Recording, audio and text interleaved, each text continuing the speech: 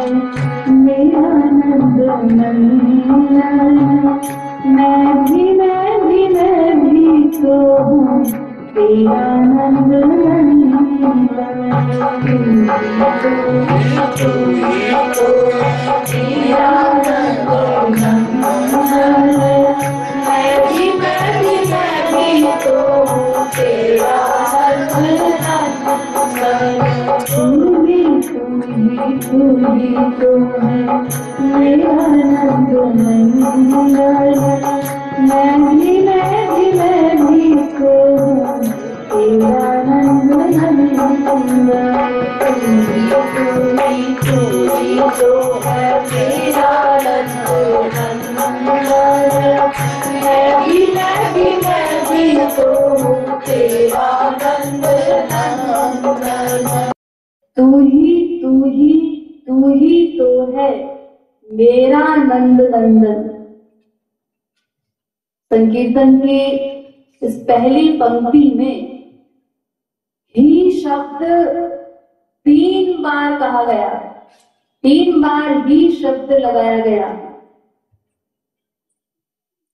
संस्कृत में एव शब्द होता है, उसी को हिंदी में कहते हैं ही, यानी केवल। इसका मतलब होता है केवल, ओनली, यानी और कुछ नहीं, केवल तू ही मेरा है, केवल तुम ही मेरे हो, तुम्हारे अतिरिक्त और कोई मेरा नहीं।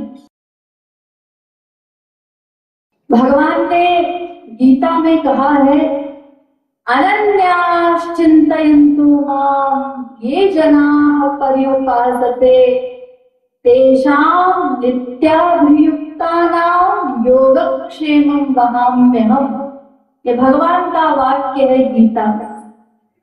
यानी ये शर्त उन्होंने बताई है कि जो अनन्य भाव से, जो भी जीव अनन्य भाव से मेरी शरण में आता है, मैं उसी का योगक्षेम वहन करता हूं।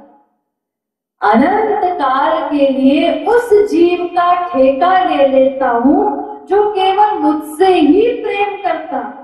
अनंत का मतलब क्या? न अन्य, यानी दूसरा कोई न हो, केवल भगवान में ही मन का अटैचमेंट हो, केवल भगवान को ही हम अपना माने, उनसे ही प्यार करें, ये भगवान की शर्त।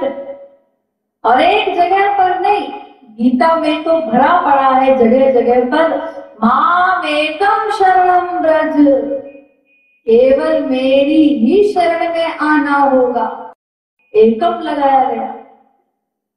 इसी प्रकार तमेव शरणं गच्छ, फिर आया एव शब्द, मामेव ये प्रपद्यन्ते मायामेतां तरन्ति ते, फिर आया एव शब्द कि जो मेरी ही शरण में आते हैं वो ही माया से उत्तीर्ण हो सकते। तो केवल गीता में ही नहीं, वेद से लेके रामायण तक हर ग्रंथ में भगवान ने अपनी ये शर्त बताई कि केवल मुझसे ही प्रेम करना होगा। और साधारण भाषा में तो हम सभी लोग बोलते हैं, पढ़ते हैं, सुनते हैं, त्वमेव माता च पिता त्वमेव। यहाँ भी हर जगह एव शब्द लगा, त्वमेव माता, यानी तू ही मेरी माता है, बस। च पिता त्वमेव, तुम ही मेरे पिता हो, तुम ही मेरे सर्वस्व हो, यहाँ भी वो ही शब्द लगा। लेकिन आज तक हम लोग ये ही नहीं लगा पाए। हर जन्म में हमने यही गड़बड़ की, ही के स्थान पर भी लगाया। अनंत बार हमने अनंत जन्मों में इस सिद्धांत को, भगवान की शर्त को सुना, समझा कि केवल उनसे ही प्रेम करना होगा, लेकिन हम ये ही नहीं लगा सके, केवल भगवान को अपना नहीं मान सके।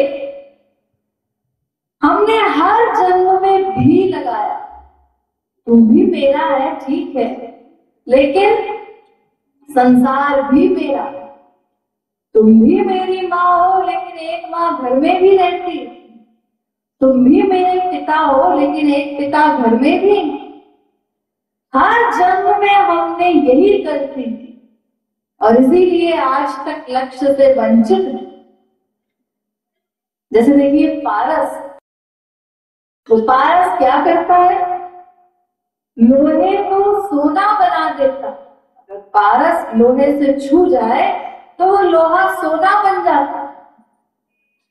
लेकिन अगर आप एक डिबिया में, लकड़ी की एक डिबिया में आपने पारस को रखा और लकड़ी की दूसरी डिबिया में आप लोहे का एक टुकड़ा रख दीजिए, अब उन दोनों डिबिया को आपस में छुआइए तो क्या वो सोना बनेगा? वो लोहा सोना नहीं बनेगा। क्यों? क्योंकि दोनों के ऊपर आवरण है। पारस वो भी डिबिया में है और लोहा भी डिबिया में। अब अगर एक के आवरण को हम उसमें से हटा दें, मान लीजिए लोहे को आपने निरावरण कर दिया, डिबिया में से निकाल लिया, लेकिन पारस डिबिया में ही है, अब दोनों को छुआइए, क्या अब वो सोना बनेगा? लोहा नहीं, अब भी सोना नहीं बनेगा। अब आप पारस को डिबिया में से निकाल लीजिए और लोहे को वापस डिबिया में बंद कर दीजिए, अब छुआइए, अब भी सोना नहीं बनेगा। फिर दोनों को आपने डिबिया में से निकाल लिया, लोहे को भी और पारस को भी, और दोनों को आपने पास पास रख दिया, क्या अब वो लोहा सोना बनेगा?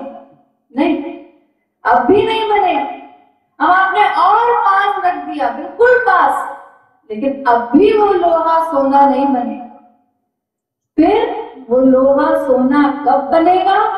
जब पारस से छू जाए, दोनों के ऊपर कोई आवरण भी ना हो और बीच में कोई गैप भी ना हो, उस लोहे का टच होना चाहिए पारस के साथ, तब वो पारस लोहे को सोना बना देता। तो ऐसे ही हमारे मन का अटैचमेंट 100% जब भगवान में होगा, तब ये मन शुद्ध होगा, तब काम बनेगा। अभी हमारा मन समल है, गंदा हो चुका है, संसारी लोगों में आसक्त होकर, उनको अपना मानकर, उनसे प्रेम करके हमारा मन अनंत काल का गंदा हो चुका है, अशुद्ध हो चुका है। और संसार में चाहे हमारे मन का अटैचमेंट कहीं भी हो, सबका परिणाम एक खतरनाक। चाहे हम माँ से प्यार करें, बाप से प्यार करें, बीवी से प्यार करें, किसी से भी करें, सबका परिणाम एक, 84 लाख में घूमना पड़े, छुट्टी नहीं मिलेगी। जैसे देखिए डायबिटीज का मरीज हो, उसके लिए कोई भी मिठाई खतरनाक है। वो चाहे बढ़िया से बढ़िया रसगुल्ला मंगा करके खाए, लेकिन मिठाई तो मिठाई, मीठा खतरनाक है उसकी। ऐसे ही हमारे मन का अटैचमेंट संसार में चाहे कहीं हो, किसी जड़ वस्तु में हो या फिर किसी चेतन व्यक्ति में हो। आप कहेंगे क्यों भाई, अपने परिवार में माँ बाप बेटे स्त्री पति से प्यार करना पाप है क्या? हम इन्हीं से तो प्यार करते हैं। हाँ, पाप है। क्यों? क्योंकि वेद इसका आदेश नहीं देता हमको कि हम संसार में प्यार करें। वेद कहता है संसार में केवल ड्यूटी करो, ड्यूटी। संसार में अनासक्त भाव से कर्म करना है। संसार में हम यहाँ भेजे गए हैं एक दूसरे को अपना मानने के लिए नहीं, एक दूसरे में मन का अटैचमेंट करने के लिए, प्यार करने के लिए नहीं, भगवान को पाने के लिए ये मानव देह हमको दिया गया। तो प्यार करने का आदेश तो वेद केवल भगवान के लिए देता है कि भगवान से प्यार करो। और संसार में कहीं अटैचमेंट ना हो, केवल ड्यूटी करनी। ये संसार बनाया गया है केवल शरीर को चलाने के लिए, लेकिन हमने हर जन्म में वही गलती की, संसार को ही अपना माना। यहाँ हमने ही लगा रखा, या अगर थोड़ा बहुत भगवान से प्यार किया भी तो फिर वहां भी लगा हुआ है कि ठीक है तुम भी कुछ मात्रा में मेरे हो, अपने हो, लेकिन ये संसार भी मेरा है। यही गड़बड़ हमने हर जन्म में की। तो जब तक पूर्ण शरणागति नहीं होगी, पूर्ण शरणागति का क्या मतलब, जहां भी हटा करके ही लग जाए वो शरणागति की अवस्था। अब तक हमने भी लगा रखा है, थोड़ा थोड़ा प्यार भगवान से भी है और संसार को भी अपना मानते हैं। लेकिन जिस दिन वहां ही लगा देंगे कि वो ही मेरे हैं तो शरणागति पूर्ण हो जाएगी। और उसी पूर्ण शरणागति की अवस्था पर भगवत कृपा होती है और जीव को परम चरम लक्ष्य प्राप्त होता। तो वो ही लगाना होगा, उसको लगाए बिना काम नहीं बनेगा। चाहे हम इस जन्म में लगाएं या रो पीट करके अन्य किसी जन्म में लगाएं। 84 लाख में भटकने के बाद जब हम कभी मनुष्य बनेंगे, भगवत कृपा से ये मनुष्य देह आसानी से नहीं मिल जाया करता हमारे चाहने से कि अगले जन्म में हमको फिर मनुष्य बना दिया जाएगा। कभी कभी किसी बड़भागी जीव को ये मानव देह मिलता है भगवत कृपा से। कब मुख करी करुणा नर देही, देत ईश बिनु हेतु सनेही। बड़े भाग मानुष तन पावा, सुर दुर्लभ सदग्रंथ निगावा।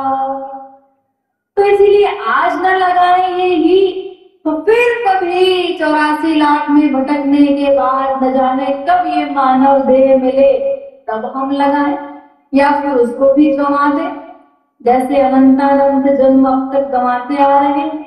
ये हम पर डिपेंड करता। लेकिन ही लगाए बिना छुट्टी नहीं मिलेगी, लक्ष्य प्राप्त नहीं होगा। इसीलिए यहाँ पे लेखक ने ही लगाया है पहली पंक्ति में।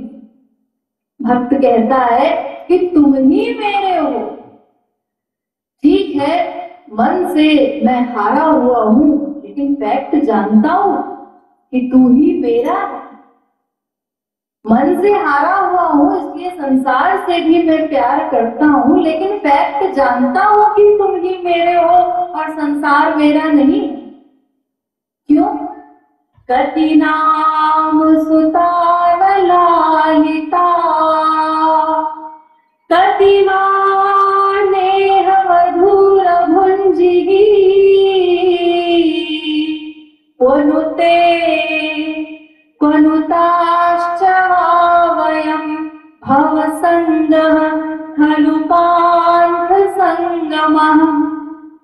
अरे अनंत जन्मों में अनंत माँ बाप बेटा स्त्री पति हम लोग बना चुके, कहाँ है वो सब? कुछ पता भी है? इस जन्म की छोड़ो, जब हम कुत्ते की योनि में गए, कुत्ते बने, तो एक कुतिया हमारी माँ बनी, एक कुत्ता हमारा बाप बना, वहां भी सारे नातेदार हमको मिले। फिर सुअर की योनि में गए, वहां हमने माँ बाप बेटा स्त्री पति सब बनाए। किसी जन्म की याद भी है? सब कहाँ है? तो अनंत जन्मों में अनंत माँ बाप बेटा स्त्री पति हम सब बना चुके हैं, तो वो सब कहाँ है? उनके साथ वास्तविक संबंध नहीं था, इसीलिए तो सब छूट गए। और इस जन्म में जो है वो भी छूट जाएंगे, वो भी सदा साथ नहीं रहेंगे। लेकिन फिर भी हर जन्म में हमने वही गलती दोहराई। एक बिल्ली के लिए भी कहा जाता है, हमारे यहाँ एक कहावत है कि तपे हुए दूध से जली हुई बिल्ली छाछ को भी फूंक फूंक कर पीती। एक बार किसी गर्म दूध में बिल्ली का मुंह चला जाए, जल जाए, तो वो बिल्ली भी हमेशा हमेशा के लिए सावधान हो जाती। अब अगर छाछ भी उसके सामने रखी हुई हो तो छाछ को भी पहले देख लेती है, परख लेती है, फूंक फूंक के, नहीं गर्म तो नहीं, कहीं फिर न जल जाओ। तो उसमें भी इतनी अकल है कि हमेशा के लिए सावधान हो गई एक बार ठोकर खा के। लेकिन हम लोग इतने बेहया हैं कि अनंत अनंत जन्मों में अनंत बार धोखा खा करके भी संसार का स्वरूप दिन रात अपनी आंखों के सामने देखते हुए भी फिर वही आसक्त होते हैं, फिर उन्हीं लोगों से प्यार करते हैं, फिर उन्हीं को अपना मानते हैं और भगवान पर विश्वास नहीं करते। तो इसीलिए वो भक्त कहता है कि यद्यपि मैं मन से हारा हुआ हूं, इसीलिए संसार में भी आसक्त हूं, लेकिन फैक्ट ये है कि तुम ही मेरे हो। इस फैक्ट को जानता हूं और अपने लिए वो भी लगा रहा। मैं भी तो हूं तेरा नंद नंदन, तुम ही मेरे हो, वास्तविक नातेदार हो, सनातन संबंधी हो। यहाँ तो ही लगाया क्योंकि जीव का वास्तविक नाता केवल भगवान के ही साथ है, लेकिन अपने लिए वो भी लगा रहा है कि मैं भी तुम्हारा हूं। क्यों? क्योंकि भगवान के केवल हम अकेले तो है नहीं कि अपने लिए भी ही लगाएंगे कि मैं ही तुम्हारा हूं। अरे भगवान के तो अनंत जीव है ना, वो सभी भगवान के पुत्र हैं।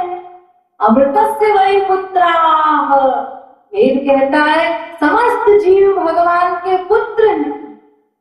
और पुत्र ही नहीं, दिव्यो देव एको नारायणो, माता पिता भ्राता सुहृद गति, वो हमारा सर्वस्व है। तो इसीलिए अपने लिए भी लगा रहा कि मैं भी तुम्हारा हूं, क्योंकि भगवान के तो अनंत जीव है। फिर आगे वो कहता है, माना मैंने जाना नहीं तो ही नंद नंदन, तेरी कृपा बिनु जाना कौन नंद नंदन। भगवान कहते हैं जीव से कि तुमने संसार में आकर के तमाम नॉलेज इकट्ठा की, तमाम सब्जेक्ट की, इस मटेरियल जगत की तमाम प्रकार की नॉलेज तो तुमने इकट्ठा की। कैसे कमाना चाहिए, क्या पहनना चाहिए, हर चीज की नॉलेज पूरे जीवन हम इकट्ठा करते रहे। लेकिन भगवान कहते हैं तुमने मेरी नॉलेज प्राप्त करने की कोशिश क्यों नहीं की। मैंने भी तो वेदों में हर जगह पर ये बता दिया है स्पष्ट रूप से कि तुम्हारा सनातन संबंधी मैं हूँ, तुम कौन हो, मैं कौन हूँ, हमारा संबंध क्या है, ये सब डिटेल में आउट किया सारे वेद शास्त्रों में। संतों को भी भेजता रहता हूँ, तो तुमने मेरी नॉलेज इकट्ठा करने की कोशिश क्यों नहीं की, कभी जानने का प्रयत्न ही नहीं किया। वो भी तो तुम्हें करना चाहिए था।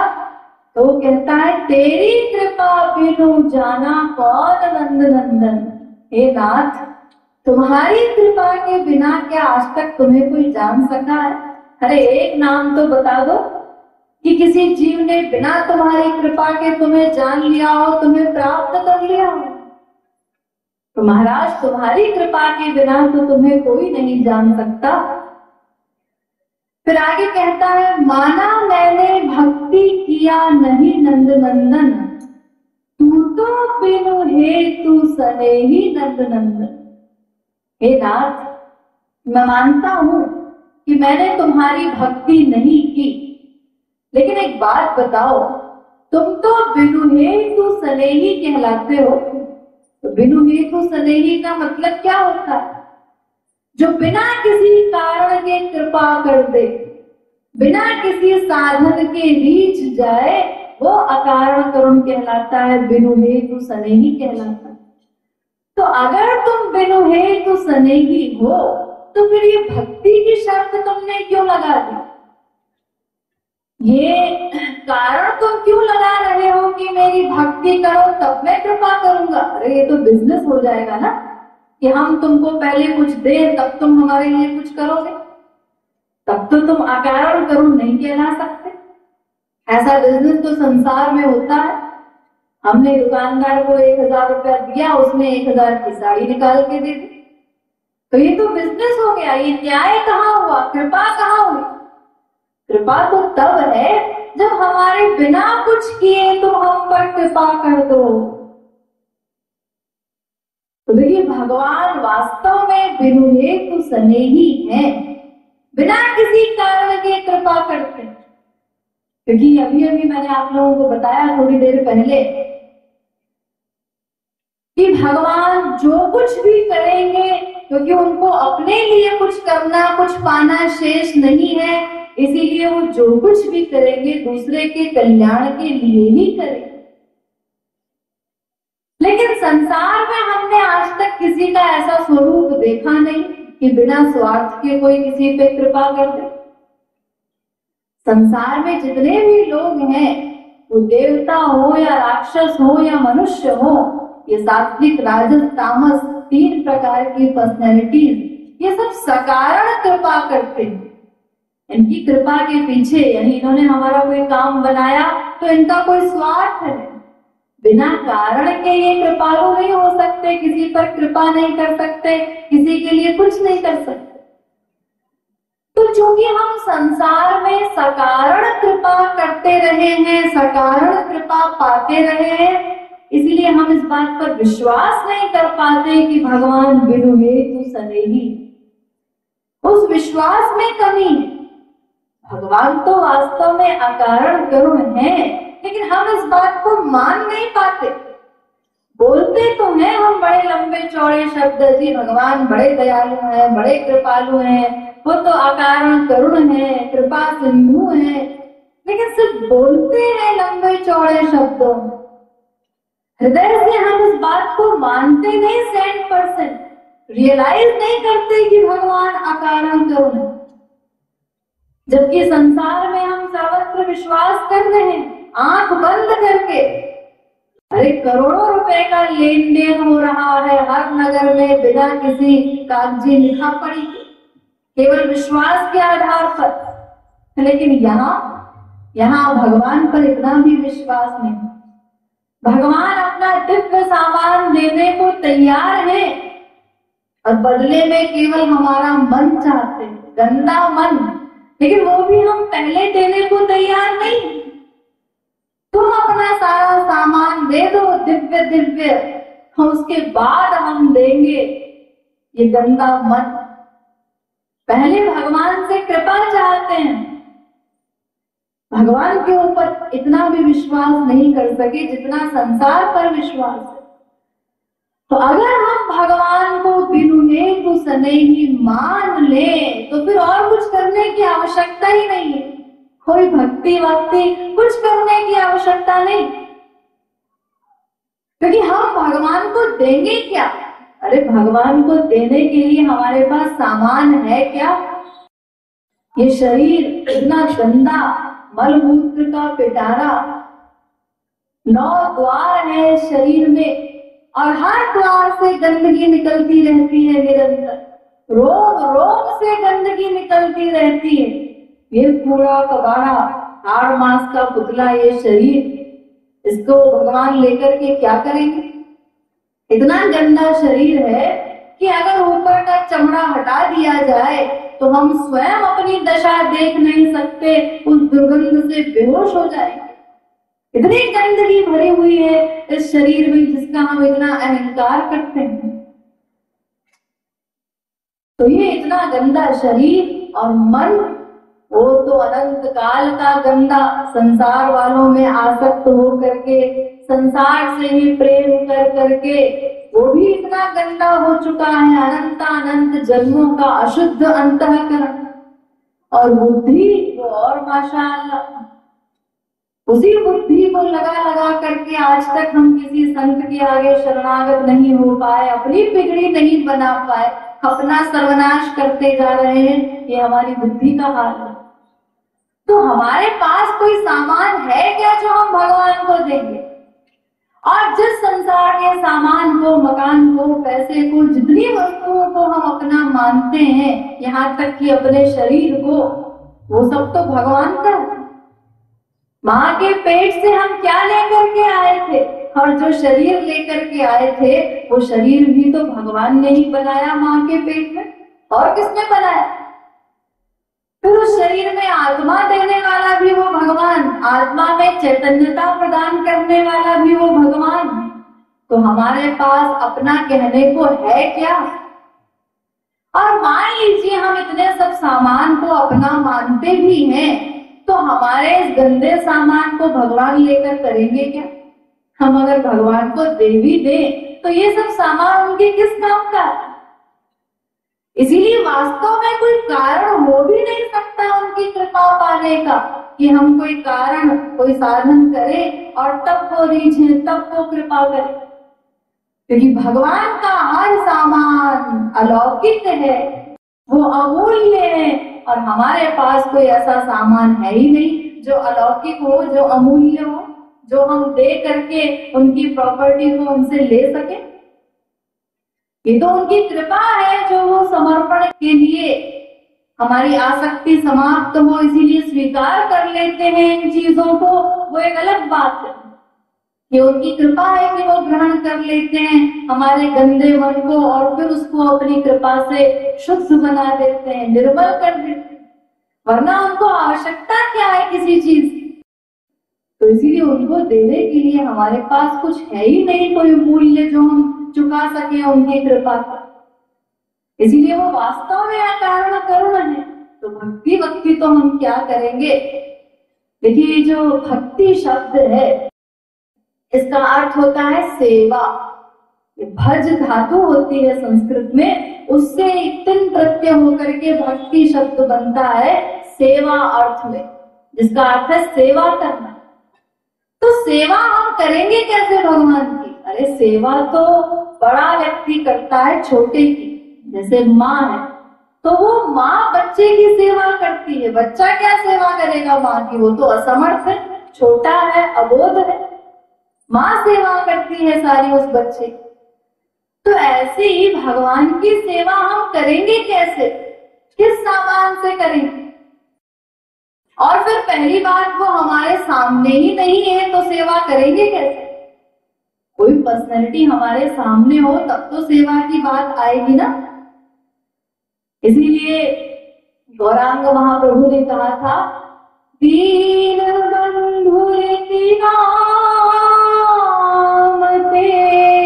स्मरण यादवेन्द्र पति तो अमुत्सहे भक्त वत्सल तया इतिक्षुते मामकं हृदयमाशुकं पते। तो भगवान से कहते हैं, हे नाथ, जब मैं तुम्हारा दीन बंधु नाम सुनता हूँ, पतित पावन नाम सुनता हूँ, तो मेरे हृदय में आशा उत्पन्न होती है कि एक दिन मैं तुम्हारा बन जाऊंगा, तुम्हारी कृपा को प्राप्त कर लूंगा, तो मुझे अपना लोगे क्योंकि तुम पतित पावन। लेकिन जब मैं तुम्हारा भक्त वत्सल नाम सुनता हूँ तो कांप जाता हूँ कि मैं सेवा कैसे करूंगा। सेवा करने के लिए है ही क्या मेरे पास? तो इसीलिए सेवा तो हम क्या करेंगे, भक्ति हम क्या करेंगे भगवान की? वो तो हमारी सामर्थ्य ही नहीं है, सेवा तो भगवान करते हैं जीव। इसीलिए वो भक्त यहाँ कहता है, माना मैंने भक्ति किया नहीं नंद नंदन। हे नाथ, मैं आपकी भक्ति करने में समर्थ नहीं हूँ, लेकिन तू तो बिरुहे तू सनेही नंद नंदन, तुम तो बिरुहे तू सनेही हो। तो केवल हम इस बात को मान ले बस, तो फिर हमारी बिगड़ी बात बन जाए, फिर कोई भक्ति इत्यादि करने की आवश्यकता नहीं। माना मैंने किया मन माना नंद नंदन, मन से तो हारे ज्ञानी ध्यानी नंद नंदन। फिर वो कहता है कि हे नाथ, माना कि मैं आज तक मनमाना करता आया हूँ, मैंने वेदों की बात नहीं मानी, संतों की बात नहीं सुनी, हमेशा मन भाया करता रहा, मनमाना आचरण करता रहा। लेकिन एक बात बताओ कि ये मन कैसा है? अरे इस मन पर मैं कंट्रोल कैसे करूं? इस मन से तो बड़े बड़े ज्ञानी ध्यानी हार मान मान चुके हैं। जड़ भरत सही थे परमहंस, उनकी एक हिरणी के बच्चे में आसक्ति हो गई और अगले जन्म में हिरण बनना पड़ा। जिनके लिए जीवन मुक्त शब्द का प्रयोग किया है वेद व्यास ने, जब उनकी ये हालत है तो हे नाथ कि मुझसे आप ये आशा करते हैं कि मैं इस मन पे कंट्रोल कर लूं? मैं किस खेत की मूली हूं? आगे कहता है, माना मैंने किया सदा पाप नंद नंदन, मेरे पाछे माया क्यों लगाया नंद नंदन। हे नाथ, मैं मानता हूं कि मैं निरंतर पाप ही कर रहा हूं, सदा पाप करने में ही संलग्न रहा, लेकिन एक बात बताओ कि कोई भी जीव पाप क्यों करता है, कैसे करता है, उस पाप का कारण क्या है? अज्ञान। उसी अज्ञान के कारण जीव पाप में प्रवृत्त होता है। और ये अज्ञान क्यों है? माया के कारण। और माया कौन है? ये तो तुम्हारी दासी। तो तुम अपनी दासी को हटा दो, माया समाप्त हो जाए, तो अज्ञान अपने आप समाप्त हो जाए, तो मैं पाप करना बंद कर दूं। मेरे पीछे जो माया का रोग लगा रखा है, तो इसमें गलती तो तुम्हारी उस नौकरानी की, उस दासी की है, मेरा क्या कसूर है? फिर कहता है, माना मोह निशा में मैं सोया नंद नंदन, तू तो और थाना क्यों जगाया नंद नंदन। वो कहता है कि मैं मानता हूं कि मोह निशा में मैं अनंत काल से सोया रहा। तुम यही कहोगे ना कि तुम तो मोह की निद्रा में सोए हुए हो आराम से, तो अब तक जागे क्यों नहीं? जागना मतलब अपने आप को जानना, ये जागना कि मैं श्री कृष्ण का नित्य दास हूं, अपने वास्तविक स्वरूप को जान लेना, इसका मतलब जागना। जान लेना मतलब 100% मान लेना। जाना तो हमने बहुत बार, अनंत जन्मों में अनंत बार सुना, लेकिन कभी माना नहीं। तो असली जानने का मतलब मान लेना। तो कहता है कि माना कि मैं मोह निशा में सोया हुआ हूं अनंत काल से, अपने आप को मैंने नहीं जाना, लेकिन तुम तो मेरे हृदय में बैठे थे साथ साथ सदा से। अरे जिस अंतःकरण में मैं हूं वहीं पे तुम हो। वेद कहता है, द्वासुपर्णा सैजा सखाया समानम वृक्षम परिखस्व जाते, तयोरन्यः पिप्पलम स्वादवत्य नश्नन्यो अभिचाकशीति। वेद कह रहा है कि दो पक्षी सदा से हृदय रूपी वृक्ष पर बैठे हैं। हमारे अंतःकरण में एक पक्षी जीवात्मा और दूसरा परमात्मा, वो सदा साथ रहते हैं। तो उसी अंतःकरण में मैं हूँ और वहीं तुम हो सदा से मेरे साथ, और मैं मोह निशा में सोया हुआ हूँ, और तुम कहते हो कि मोह की निद्रा में सोए हुए हो, जागे नहीं। और तुम क्या कर रहे थे? अरे इतने दिनों से साथ हो, जरा सा हिला देते, जगा देते। इतना तो संसार वाले ही कर लेते हैं।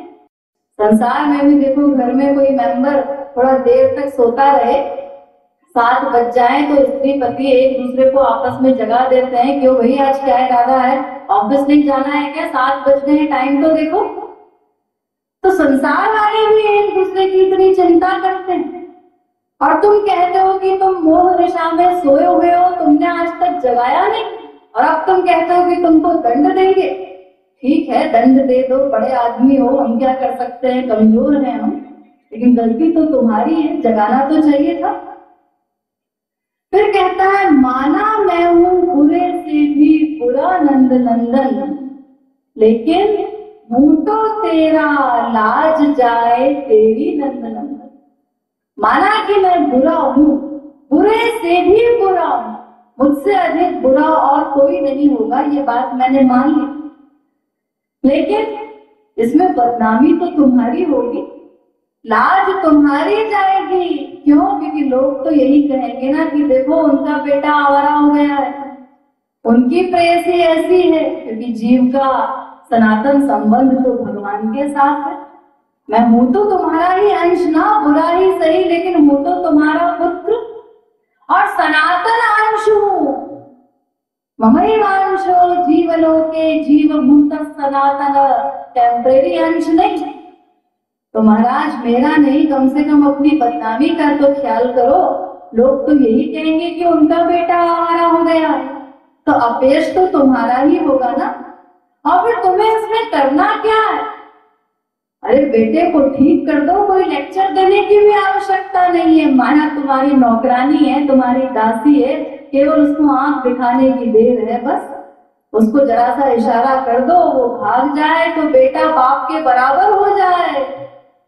जो 8 गुण भगवान में है, वो 8 गुण भगवत प्राप्ति पर जीव को मिल जाते हैं, भगवान के बराबर हो जाता है वो महापुरुष।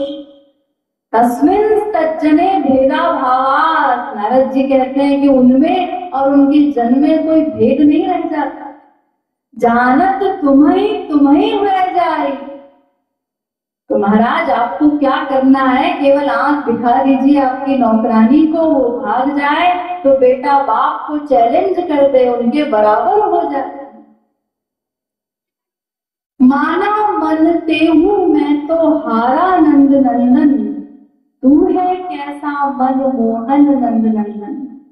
महाराज मैं मानता हूं कि मैं इस मन से हार गया हूं, लेकिन मैं हारा तो हारा, तुम क्यों मेरे मन से हार गए? अरे तुम्हारे पास तो बड़ी बड़ी डिग्रीज हैं, तुम तो मनमोहन कहलाते हो, मदन मोहन कहलाते हो। कामदेव शरीर की पर्सनैलिटी के मन को तुमने मोह लिया। कामदेव जब गया था महाराज में, तो भगवान ने जैसे ही देखा वो मूर्छित हो गया, और जब होश में आया तो वरदान मांग रहा है भगवान से कि मुझे लड़की बना दीजिए। तो जब कामदेव को तुमने हरा दिया, मदन मोहन हो, मन मोहन हो, इतनी बड़ी बड़ी डिग्री लेके बैठे हो, तो मेरे मन से हार क्यों मान ली? उसके आगे सरेंडर क्यों कर दिए? मेरे मन को आज तक क्यों नहीं मोह सके? तुम भी उस मन को मोह लो, अपना बना लो, बात खत्म हो जाए, सारा झगड़ा ही समाप्त हो जाए।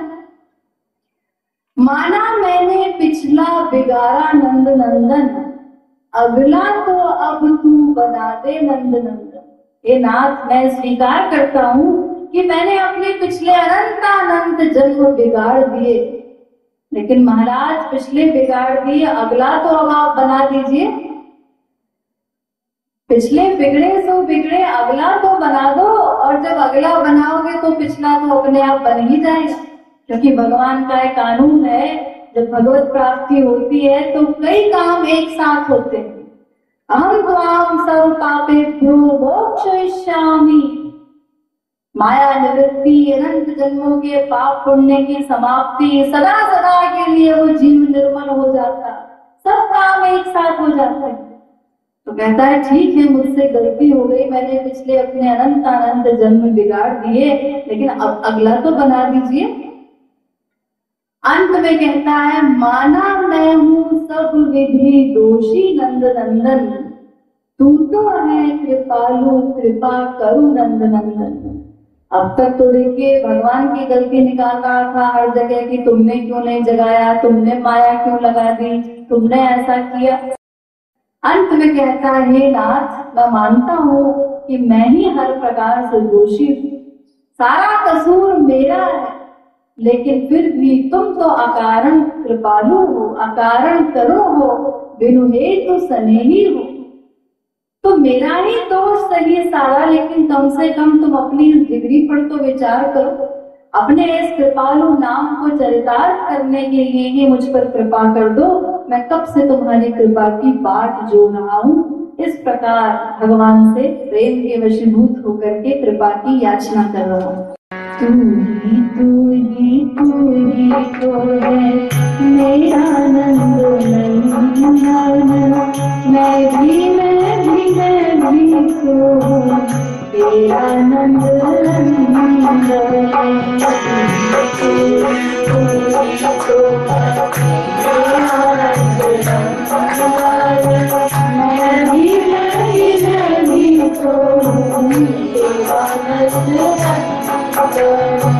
माना मैंने जाना नहीं तो ही नंदन, माना मैंने जाना नहीं तो ही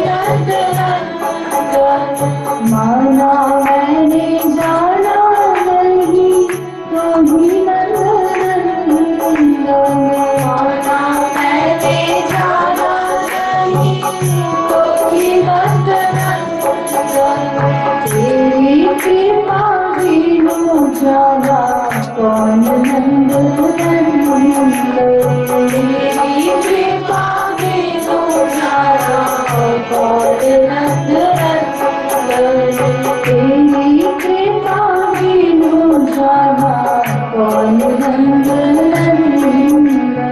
तेरी कृपा में हो जाना कौन रस रस। माना मैंने भक्ति किया नहीं नंदन, माना मैंने भक्ति किया नहीं नंदन, माना मैंने भक्ति किया नहीं नंदन,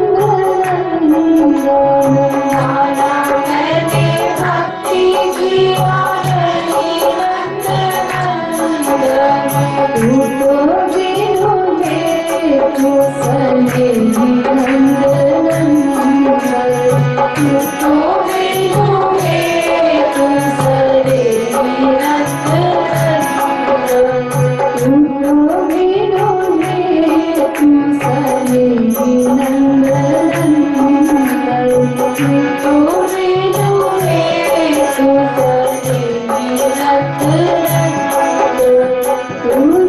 तू सनेही नंदन। तू ही तो मेरा नंदन, मैं भी तो तेरा नंदन।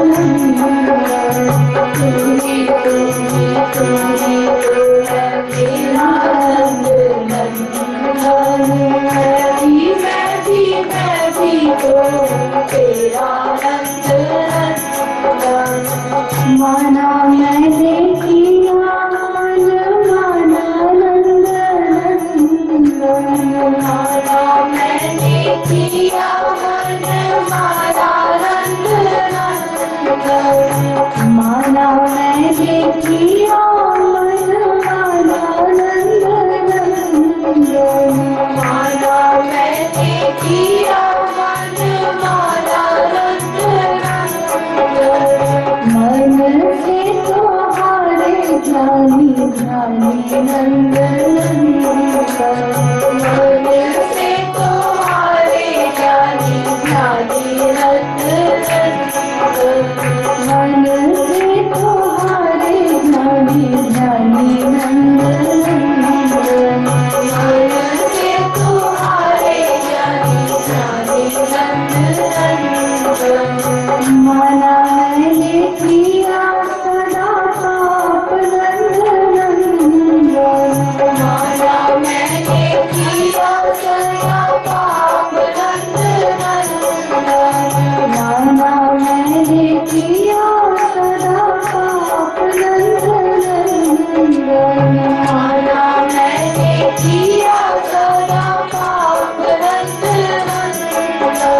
मेरे पाछे माया क्यों लगाया नंदन, मेरे पाछे माया क्यों लगाया नंदन, मेरे पाछे माया क्यों लगाया नंदन, मेरे पाछे माया क्यों लगाया नंदन।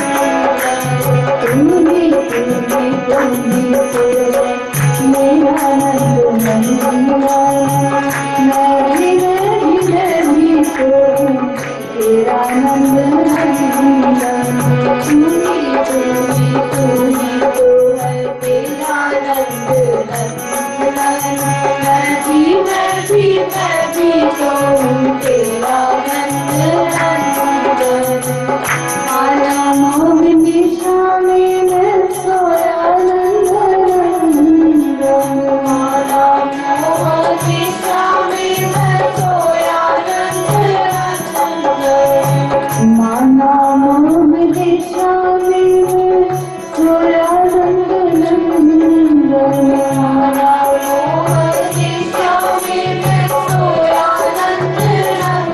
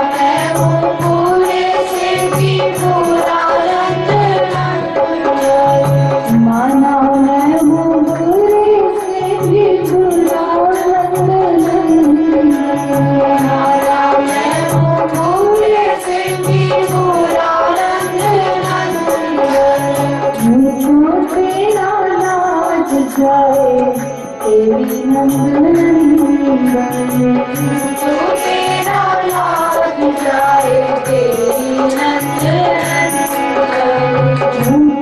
तेरा लाग जाए तेरी नंदन, तेरा लाग जाए तेरी नंदन।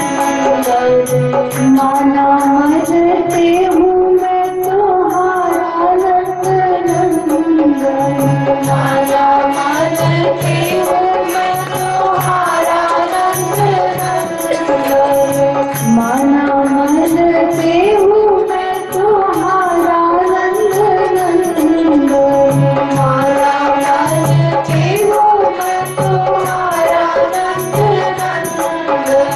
तूने कैसा मनमोहन नंदन, तूने कैसा मनमोहन नंदन, तूने कैसा मनमोहन नंदन, तूने कैसा मनमोहन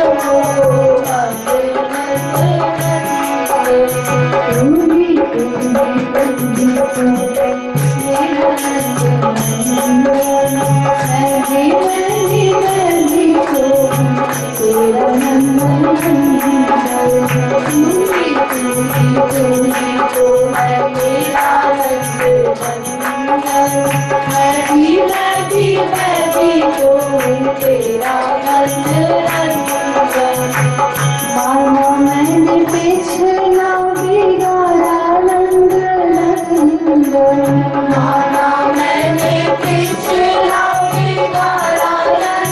नंदन, माना मैंने पिछला बिगाड़ा नंदन, माना मैंने पिछला बिगाड़ा नंदन।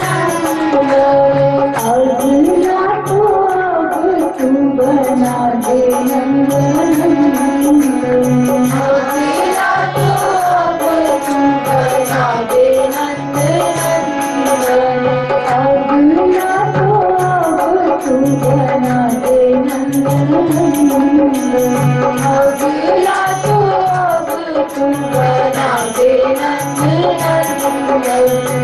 माना मैं हूँ सब विधि दोषी नंदन, माना मैं हूँ सब विधि दोषी नंदन, माना मैं हूँ सब विधि दोषी नंदन, माना मैं हूँ सब विधि दोषी नंदन। तुमको है कृपालु कृपा करो नंदन, तुमको है कृपालु कृपा करो नंदन, तुमको है कृपालु कृपा करो नंदन, तुमको है कृपालु कृपा करो नंदन, तुमको है कृपालु कृपा करो नंदन, तुमको है कृपालु कृपा करो नंदन। तू ही तो है मेरा नंदन, मैं भी तो हूँ तेरा नंदन, तू ही तो है मेरा नंदन, मैं भी तो हूँ तेरा नंदन, तू ही तो है मेरा नंदन, मैं भी तो हूँ तेरा नंदन, तू ही तो है मेरा नंदन, मैं भी तो हूँ तेरा नंदन।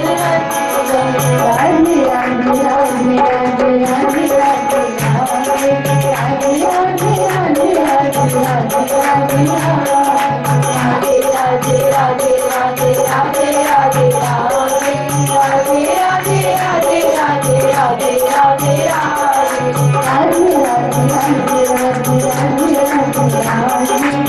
राधे राधे राधे